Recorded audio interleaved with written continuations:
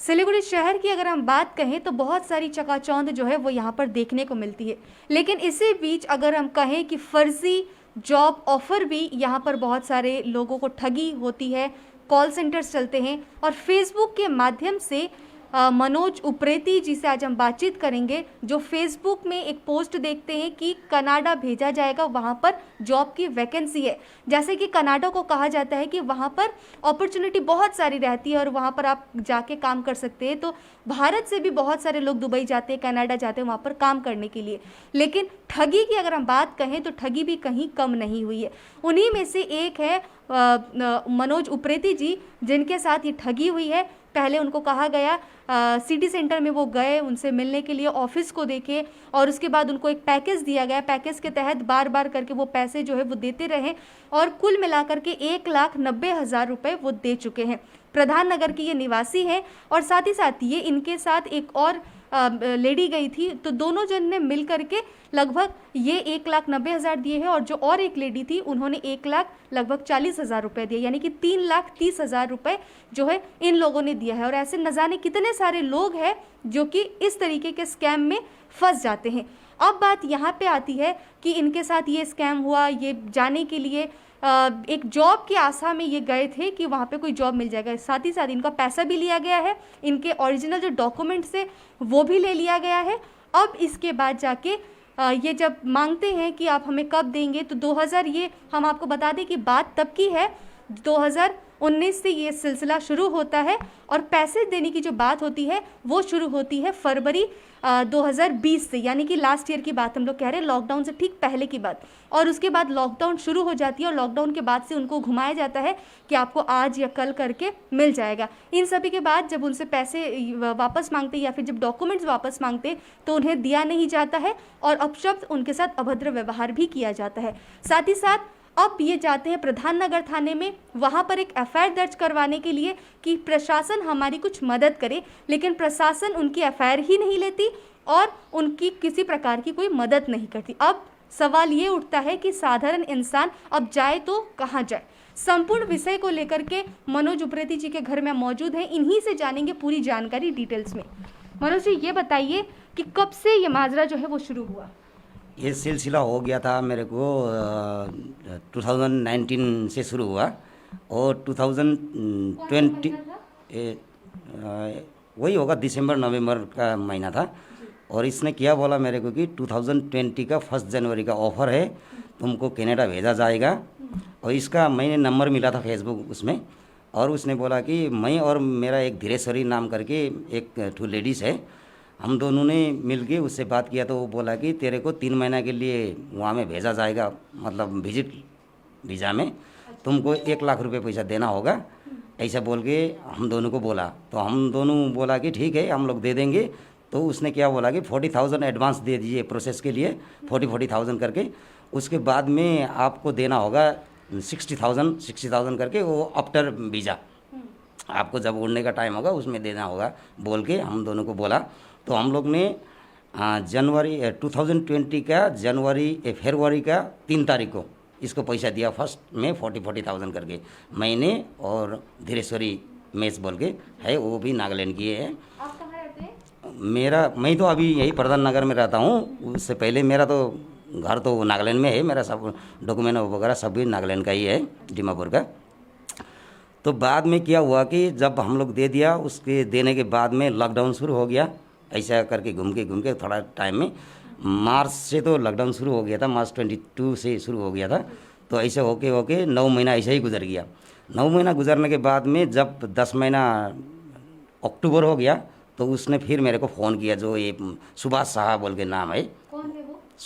वही है जो हम लोग को भेजने के लिए, वो बोलता है NSS मतलब जी इसका यही है, इसका जो ये है जो दे दिया है हमने, बिल भी दिया है इसको।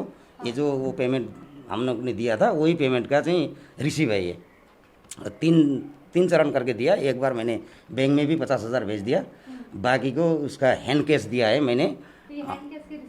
हैंड कैश का रिसीव है, बैंक का भी है मेरे पास में।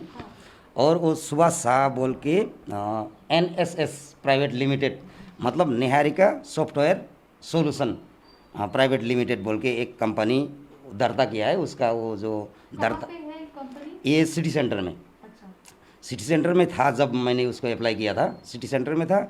उसके बाद में इसने वो ऑफिस को अभी ये जो दागापुर बोल के ड्रीम वैली एकोमोडेशन में वहाँ में ऑफिस रखा हुआ है।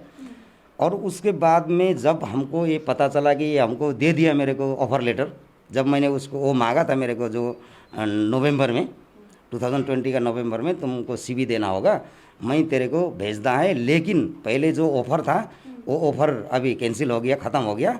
अभी तुमको जाना है कि 5 लाख देना है, 3 लाख इधर में पेमेंट करना है, 2 लाख रुपए वहाँ जाके तेरे को। मतलब फिर से आपसे पैसे मांगे वो? हाँ, जब वही नवंबर का बात कर रहा हूँ, जब नवंबर में मेरे को फिर सीवी मंगाया, सीवी जब दे दिया तो उसने मेरे को ऑफ़र लेटर दिया, मेरा और वो धीरेश्वरी मैच दोनों का ऑफ़र लेटर भेजा। ऑफ़र लेटर भेजने के बाद में क्या बोला, पहले जो ऑफ़र का बात था जो 1 लाख का, वो तो नहीं हो रहा है, अभी काम में भेजना है तुम लोग को, मतलब फ्रूट पैकिंग में काम में भेजेंगे। तुमको देना है 5 लाख, 5 लाख में से 2 लाख इधर में, 3 लाख इधर में पेमेंट करना है, 2 लाख वहाँ जाके पेमेंट करना है। ऐसा बोल के ले लिया हम लोग से 1-1 लाख रुपया। 1 लाख रुपये पैसा मैंने 3 चरण करके दिया था, और वो धीरेश्वरी ने एक ही बार दिया, हैंड कैश दिया। मैंने उसको 1 लाख रुपये हैंड कैश दिया, और फिर मेरे को क्या बोला कि जब लीमा लेटर भेजा, ये लीमा लेटर बोल के भेजा था। इसमें क्या होती है लीमा लेटर? लीमा लेटर माने लीमा का मतलब लीमिया बोल के ये बोला जाता है गवर्नमेंट के थ्रू से, लेबर मार्केट इम्पैक्ट एसोसिएशन बोल के, ये जो कनाडा का गवर्नमेंट अच्छा। ये देखभाल करता है, मतलब जो जितना भी बाहर से आने वाला लेबर को अच्छा। वेलफेयर के लिए ये काम करने वाला एक वो है। और ये जो लेटर नहीं मिलेगा तो वहाँ में कोई भी वीज़ा नहीं लगेगा।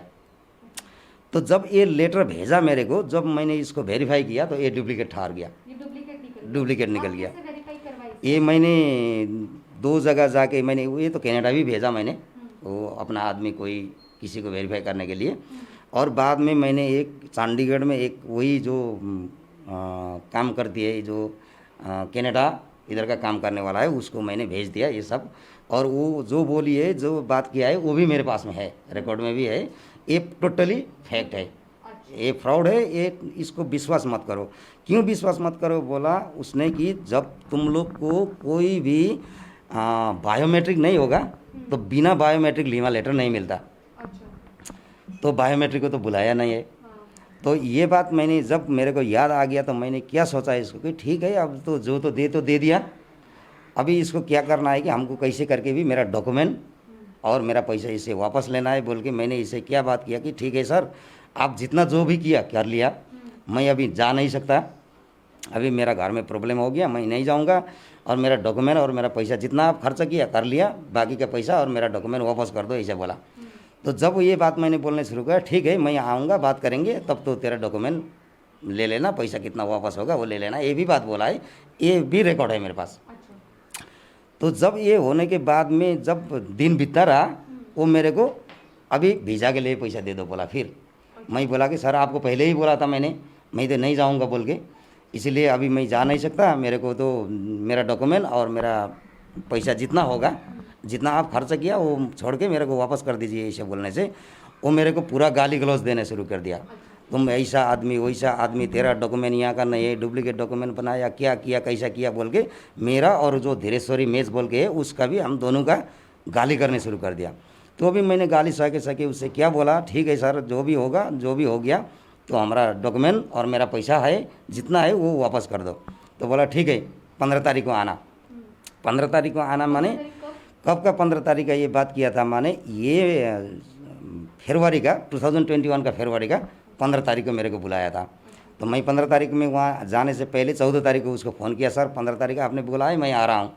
वो क्या बोला कि ठीक है भाई 15 तारीख तुम मत आओ, अभी तेरा पासपोर्ट वगैरह दिल्ली में दे चुका हूँ पासपोर्ट ऑफिस में, मैं उधर में जा नहीं पहुँचा हूँ, अच्छा 30 तारीख को तुम आना।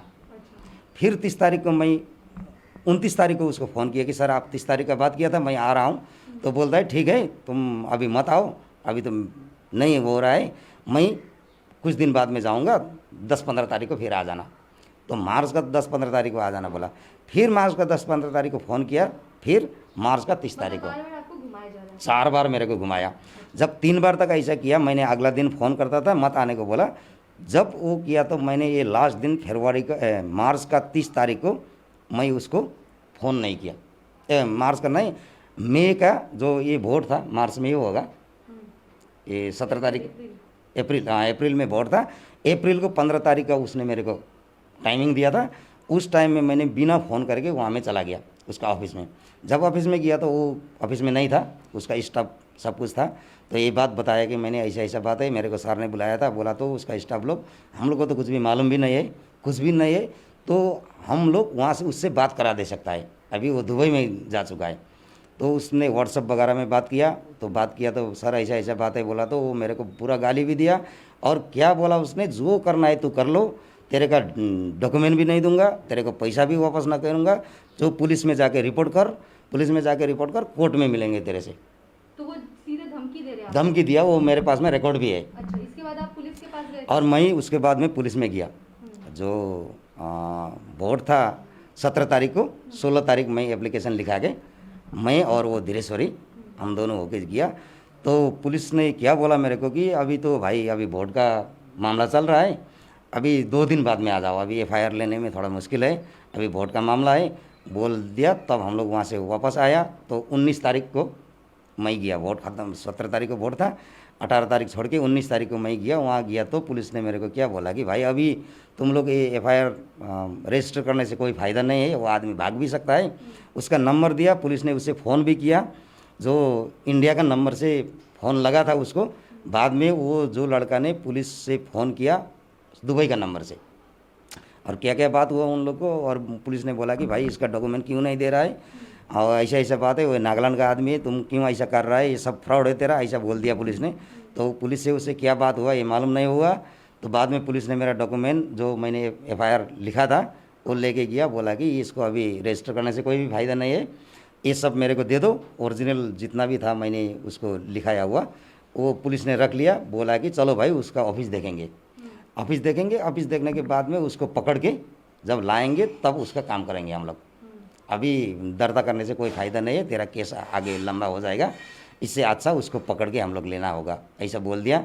तो उसको मैंने दिखाने के लिए, उसका ऑफिस दिखाने के लिए लेके गया, पुलिस भी गया मेरे को लेके, ऑफिस भी देखा, ठीक है तो 3 दिन बाद में तुम्हारा जो होगा हम लोग बता देंगे बोला। 3 दिन बाद में मैंने पुलिस को फ़ोन किया, पुलिस बोलता है कि अभी हम लोग ये फ़ोन ट्रैक करने के लिए दिया है, उसका रिजल्ट नहीं आ रहा है, रिजल्ट आने दो, रिजल्ट आने के बाद में जो होगा हम लोग बात करेंगे, ऐसा बोला। तो फिर मैं 4-5 दिन बाद में फिर फ़ोन किया तो बोलता है कि ये नहीं हो रहा है, अभी वही ऐसा ही टाइम 2 दिन 3 दिन लगेगा, ऐसा ही बोल के हो रहा था। बाद में मैं लास्ट में फिर पुलिस को, ये जो बचा हुआ मेरे पास में था वो मतलब रजिस्टर्ड तो नहीं था, तो मैं वापस गया पुलिस के में और पुलिस को बोला कि सर ऐसा ऐसा बात है। तो सर ने बोला ठीक है, तुम्हारा तो ये तो मेरे से पूछ के तो तूने नहीं दिया, और तो कहाँ से आके तुम पैसा दे देता है, तो मैं क्या करूँ। तो भी ठीक है, तुमको ऐसा करना है तो तुमने तो मेरे को नहीं पूछा, मैंने कहाँ से निकाल के दूँ बोल के मेरे को पुलिस ने गाली भी दिया। मैं बोला कि ठीक है सर, गलती तो हो गया, मैंने अनजान आदमी को दे ही दिया, तो ऐसे कैसे करके आपसे हेल्प मांग रहा हूँ, किसी भी तरह से मेरा डॉक्यूमेंट और मेरा वो पैसा जितना भी है वापस चाहिए मेरे को, आप हेल्प कर दीजिए, ऐसा बोल के मैंने रिक्वेस्ट किया। तो बोला कि 3 दिन बाद में आओ। फिर मैं 3 दिन बाद में गया। 3 दिन बाद में जाने के बाद में क्या बोला पुलिस ने, ये मैंने बोला सर ये मेरा केस रजिस्टर कर दीजिए। ये बोला कि रजिस्टर करने की कोई ज़रूरत नहीं है, हम लोग पकड़ लेंगे, पकड़ने के बाद में हो जाएगा बोला। उस टाइम में भी जब मैं गया था, ये मई का, ये तो मई महीना है ना, मई के 19 में गया था, अभी जून में, मई का 19 में? हाँ मई का 19 में गया था। तो मैंने दिया था इसको अप्रैल का 19 में। कौन से थाने पे गए थे आप? ये प्रधान नगर थाना में। अच्छा। तो बाद में क्या हुआ कि मई का 19 में गया तो बोला कि ठीक है तुम लोग जाओ, हम लोग देखेंगे। फिर वो बोला कि 2 दिन बाद में तुम आना मेरे को, जो मई 19 में हम गया था तो 2 दिन बाद में आ जाना। 2 दिन बाद में मैंने फ़ोन किया पुलिस को, सर क्या हो रहा है, मेरा कैसा हो रहा है, मेरा तो थोड़ा प्रॉब्लम है क्योंकि मेरा सब डॉक्यूमेंट तो उधर ही है, अगर मैं बीमार पड़ गया तो डॉक्यूमेंट्स है आपके? मेरा पासपोर्ट है और मेरा आधार कार्ड, ओरिजिनल, दोनों ओरिजिनल है, और कुछ? वही है मेरा पासपोर्ट और मेरा, और वो धीरेश्वरी मेस का भी पासपोर्ट और आधार कार्ड। आप कह रहे थे आपकी ज़मीन की कुछ कागज है? वो कागज़ ओरिजिनल नहीं था, वो तो फोटोकॉपी था जो ज़मीन इनका कागज़, वो तो पहले ही मांगा था वो कि विजिट में भेजने के लिए। पुलिस अभी क्या कह रही है आपको? और पुलिस ने क्या बोला, पुलिस को मैंने जब 2 दिन बाद में फ़ोन किया तो बोला कि अभी हमने ये ट्रैक करने के दिया है, उसका रिजल्ट नहीं आ रहा है, तो 2 दिन लगेगा, 2 दिन बाद में तुम हमको बात करना। फिर 2 दिन बाद में मैंने पुलिस से फ़ोन किया तो पुलिस क्या बोलता है कि भाई अभी तो लॉकडाउन है, लॉकडाउन में तो कहीं जा भी नहीं सकता है, कहीं आ भी नहीं सकता है, कुछ भी हम बता नहीं सकता है, लॉकडाउन खुलने दो, लॉकडाउन खुलने के बाद में तुम्हारा जो भी होगा हम लोग कर देंगे। तो उसी टाइम में मैंने पुलिस को क्या बोला कि सर आप लोग से मैंने बहुत रिक्वेस्ट किया, मैं तो अगर बीमार है तो लॉकडाउन नहीं रोकेगा, अगर बीमार हो गया तो मेरा ओरिजिनल डॉक्यूमेंट है तो मैं किधर भी जा नहीं सकता हूँ, यहाँ में तो मैं काम करने के लिए आया हूँ, काम कर रहा हूँ इधर में, मेरा तो ठिकाना तो वही नागालैंड का है, दीमापुर का। तो मैंने इतना बात बोल दिया। इसके बाद में मैंने पुलिस को क्या भी बोला कि सर अगर आप लोग में से नहीं होगा तो मैं कोई मीडिया का कुछ का तो हेल्प लेना पड़ेगा, ये बात भी मैंने बोला। तो सर ने क्या बोला कि ठीक है, तो तेरा पैसा फंसा हुआ है, तेरा सब कुछ फंसा है, जो करना है तू कर ले, तुम जो अच्छा लगेगा। और पुलिस को मैंने ये भी बात बोला, सर अगर मैंने कोई मीडिया को दे दिया तो आपको लिए कोई परेशानी तो नहीं होगा, ये बात भी पूछा। तो बोलता हम लोग का क्या परेशानी होगा, तुम दे दो जहाँ देना है। अभी जैसे आप क्या चाहते हैं? मेरे को वो पैसा और मेरे को डॉक्यूमेंट चाहिए।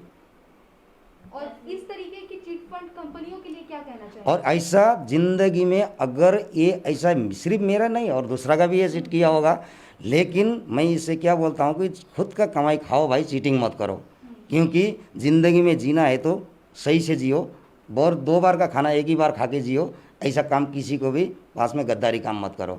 ये बात गद्दार सिर्फ नहीं है, ये बहुत गाली भी दिया मेरे को, मेरा खुद पैसा लेके मेरे को गाली इतना दिया कि ये आप सुन के भी पागल हो जाएंगे, ऐसा गाली दिया है, ये रिकॉर्ड भी है मेरे पास में। और मैंने इसको इतना तक होने से भी इसका अपना बिजनेस है, अपना कोई होगा, ये टेंशन ना हो, ना बिगड़ो, ख़राब ना हो जाओ, इस बोलने के नाते से इसको मेरा डॉक्यूमेंट वापस ही सिर्फ मांगा। वो इससे कोई दूसरा बात नहीं बोला मैंने, तेरा फ्रॉड है, ये गलती किया तुमने बोल के इसको एक दिन भी मैं नहीं बोला। लेकिन मैं इसको अगर मिलता था तो मैंने इससे यह रिक्वेस्ट करता था, भाई मेरे से ऐसा किया, एक काम दूसरा से मत करो।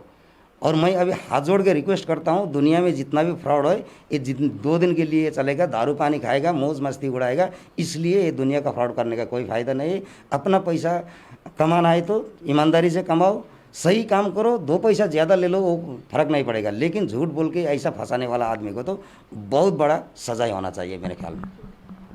बिल्कुल। मनोज उप्रेती जी से हम लोग बातचीत कर रहे थे, और ये हम कहें कि सिलीगुड़ी शहर की ये एक नई बात नहीं है, ऐसे बहुत सारी कहानियां जो है वो देखने को मिलती है, और तकलीफ़ आम आदमी को झेलना पड़ता है। लोग इस आस में लोगों पर भरोसा करके देते हैं कि उन्हें शायद कोई जॉब मिल जाए, यहाँ से अच्छी आमदनी विदेश में हो जाए, लेकिन इस तरीके से लूट मची हुई है और चीट फंड कंपनियां जो है वो खोल करके बैठी हुई है। देखिए ये और इनके जो एक और साथी थी जिन्होंने दोनों जन में साथ में पैसा दिया था, 3,30,000 लगभग का अमाउंट इन्होंने दिया था।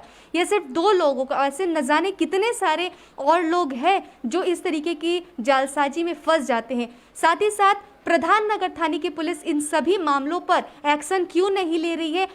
तो यहाँ पर ये देख सकते हैं कि ये एक एफआईआर जो है ये इन्होंने प्रधान नगर थाने में ले जाने के लिए कोशिश किया था, दर्ज कराने के लिए ये कोशिश किए थे, लेकिन इनकी एफआईआर भी प्रधान नगर थाने ने नहीं ली। हालांकि उस जगह का इन्होंने जायजा लिया था पुलिस ने, और कहा था कि हम उनको पकड़ेंगे, उनको ट्रैक करेंगे, लेकिन कुछ भी फ़ायदा नहीं हुआ। पुलिस आखिर क्यों इस तरीके से जो है नज़रअंदाज कर रही है, और आखिर क्यों नहीं इनका एफआईआर लिया जा रहा है, या फिर आम जनता जाए तो कहाँ जाए? और इनकी तकलीफ का फैसला जो है इनको अब न्याय कौन दिला, इनके जो ओरिजिनल डॉक्यूमेंट्स है वो आखिर कौन दिला, और इस तरीके से जो चीट फंड कंपनियां हैं इनको लाइसेंस कैसे मिल जाती है, जैसे कि आप देख रहे हैं कि एनएस प्राइवेट लिमिटेड, और किस तरीके से ये लोग ऐसे खोल के बैठते हैं और आम लोगों को लूटते हैं। बहुत बड़ी ये सवाल है प्रशासन की तरफ, और हम चाहेंगे कि प्रशासन और राज्य सरकार इन सभी चीज़ों पर ध्यान दे ताकि आगे से किसी और साधारण इंसान की इस तरीके से चीट फंड में पैसे जो है वो ना जाए। ये विशेष रिपोर्ट दिखा रहे थे सिलीगुड़ी से नेहा गुप्ता। दवाइयों से छुटकारा, अल्कलाइन पानी का सहारा। पहले 100 कस्टमर को मिलेगा 20 लीटर का जार, कोविड पैकिंग के साथ मात्र 125 रुपए प्रति जार, वह भी 2 साल तक। ऑफर के बाद वाले कस्टमर को मिलेगा 200 रुपए प्रति जार। अल्कलाइन के फायदे diabetic, acidity, cholesterol and blood pressure, weight loss, gives extra strength to our lungs. तो इंतजार किस बात का, आज ही बुकिंग करें।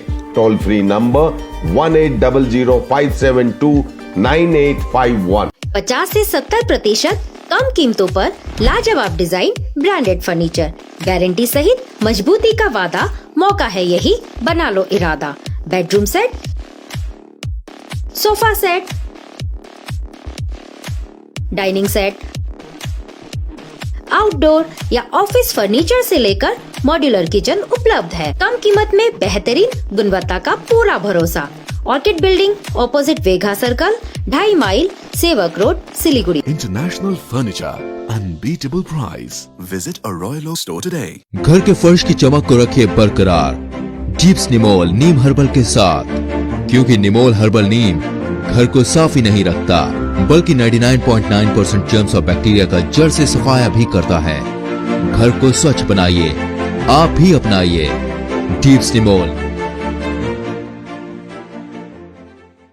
अब वक्त आ गया है अपने सपनों को एक नई पहचान देने का। वेबल कंप्यूटर ट्रेनिंग सेंटर आपके लिए लेके आए हैं डिप्लोमा एंड कोर्सेज जैसे English speaking course, software application, financial accounting, Tally, Java, HTML, DTP, C++, Python जैसे बहुत से कोर्सेज एंड डिप्लोमा। और आपको मिलेगा hologram sealed certificate government of West Bengal undertaking, जो आपके हर सपने को देगा एक नई उड़ान। Webel computer training centre, opposite Siliguri college, gate number 2, college Para, Siliguri. बाबा, भन नि। आमाको दबाई सकेको छ। तिमीले गएर ल्याइदेऊ न, हुँदैन? अफिस जान ढिलो भयो बाबा। सर तपाईँलाई सामान्य वेलनेसको स्किमको बारेमा थाहा छैन? मलाई दबाईहरूको होम डेलिभरी गर्दैछ त। ए हो त साँच्ची, होम डेलिभरी सँगसँगै उनीहरूले दबाईमा 7% डिस्काउन्ट पनि दिन्छ भन्ने सुनेको थिएँ। हो, अनि त्यो मात्र होइन सर, हामीले बाइचान्स बिर्स्यो भने नि उनीहरूले नै सम्झाइदिँदैछ नि sir. Thank you Pradeep sir.